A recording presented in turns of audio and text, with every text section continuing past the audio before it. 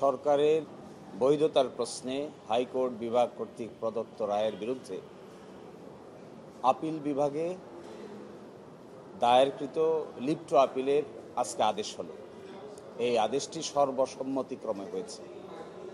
এই আদেশের ফলে এটি প্রতিষ্ঠিত হলো যে বর্তমান সরকার জনগণের সার্বভৌম ক্ষমতার অভিপ্রায়ের ভিত্তিতে গঠিত সরকার, যাতে ইংরেজিতে বলে উইল অফ দ্য পিপল। এবং এই সরকার যে কর্মকাণ্ড পরিচালনা করছে তা মূলত জনগণের সার্বভৌম ক্ষমতার বহিঃপ্রকাশ হিসেবেই কর্মকাণ্ড পরিচালনা করছে।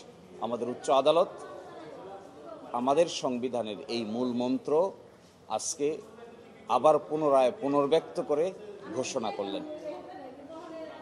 এই রায়ের ফলে বর্তমান সরকারের বিভিন্ন কর্মকাণ্ড, বিশেষ করে 3টা ম্যান্ডেট নির্বাচন, বিচার এবং সংস্কার সম্পর্কের বৈধতার ব্যাপারে আর কোনো প্রশ্ন থাকবে না। এই রায়ের ফলে বাংলাদেশের সংবিধানের যে শূন্যতার কথা অনেকে আর্গুমেন্ট করেছেন, যে ভ্যাকুয়ামের কথা অনেকে আর্গুমেন্ট করেছেন, এই ভ্যাকুয়ামের আর কোনো জায়গা থাকবে না। এটি সুপ্রিম কোর্টের আদেশ দ্বারা আজকে প্রমাণিত হলো। হাইকোর্ট বলেছিলেন যে এই সরকারের বৈধতার দুটি উৎস, একটি হলো লিগ্যাল ইনস্ট্রুমেন্ট, আরেকটি হলো will of the people. Appeal বিভাগ হাইকোর্ট ডিভিশনের এই ফাইন্ডিংকে পুনরায় ঘোষণা করলেন বৈধ হিসেবে এবং বললেন হাইকোর্ট ডিভিশন যে রায় দিয়েছেন এখানে ইন্টারফেয়ার করার কিছু নাই, হাইকোর্ট ডিভিশনের রায় সঠিক। তারপরে বলেছেন উইথ অবজারভেশন। অবজারভেশনটা রায় প্রকাশ পেলে পরে সুনির্দিষ্ট অবজারভেশন কি আসছে তা আমরা দেখতে পাবো।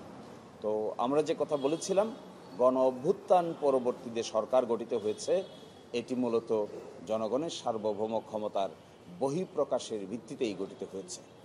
আমরা আদালতকে এটাও বলেছিলাম, আর্টিকেল বা অনুচ্ছেদ 106-এর অধীনে গৃহীত মতামত এটির কোনো প্রয়োজন ছিল না, কিন্তু এটি নেওয়াতে বড় ধরনের কোনো ব্যত্যয় হয় নাই, কিন্তু এটির প্রয়োজন ছিল না।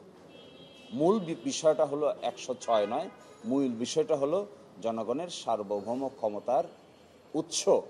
সেই উৎসটাই আবার আমাদের আপিল বিভাগ পুনরায় আজকে ঘোষণা করল। এই সরকারের যে কর্মকাণ্ডগুলো হয়েছে, পরবর্তী সংসদে কি সেটার বৈধতার এখন আর প্রয়োজন আছে এই রায়ের ফলে? পরবর্তী সংসদের বৈধতার আগে আপনাকে দেখতে হবে যে জুলাই চার্টারে অন্তর্ভুক্ত বিষয়াবলী কিভাবে নিষ্পত্তি হবে, এটাও এই সরকার একটা আদেশ জারি করে বলেছেন। এই আদেশটা হলো জুলাই সনদ বাস্তবায়ন আদেশ উইদিন ব্র্যাকেট সংবিধান সংস্কার আদেশ 2025। সেখানে একটা রোডম্যাপ দেওয়া আছে। আগামী যে জাতীয় সংসদ নির্বাচন হবে তার দুটো ক্যারেক্টার থাকবে। একটি ক্যারেক্টার হবেন জাতীয় যে সংস্কার সভা হবে, সংবিধান সংস্কার সভা, একজন পার্লামেন্টের মেম্বার সংবিধান সংস্কার সভারও মেম্বার হবেন, আবার তিনি একজন সাধারণ পার্লামেন্ট মেম্বার হবেন। তাকে দুটো শপথ নিতে হবে, এটি আদেশে বলা হয়েছে। এই আদেশের ভিত্তিতে যে নির্বাচন অনুষ্ঠিত হবে, ওই নির্বাচনের পার্লামেন্টের প্রথম ক্যারেক্টার হবে সংবিধান সংস্কার সভা হিসেবে 180 দিনের মধ্যে ফাংশন করা। এই যে প্রক্রিয়াটা, এই প্রক্রিয়াও কিন্তু এই সরকার আদেশের মাধ্যমে জারি করছেন। ফলে আজকে সুপ্রিম কোর্ট যে রায় দিলেন, এই সরকারের গৃহীত সংস্কার প্রস্তাব, বিচার এবং নির্বাচন সংক্রান্ত সব কিছুই জনগণের ইচ্ছা এবং লিগ্যাল ইনস্ট্রুমেন্টের ভিত্তিতে হচ্ছে বলে ঘোষণা করলেন।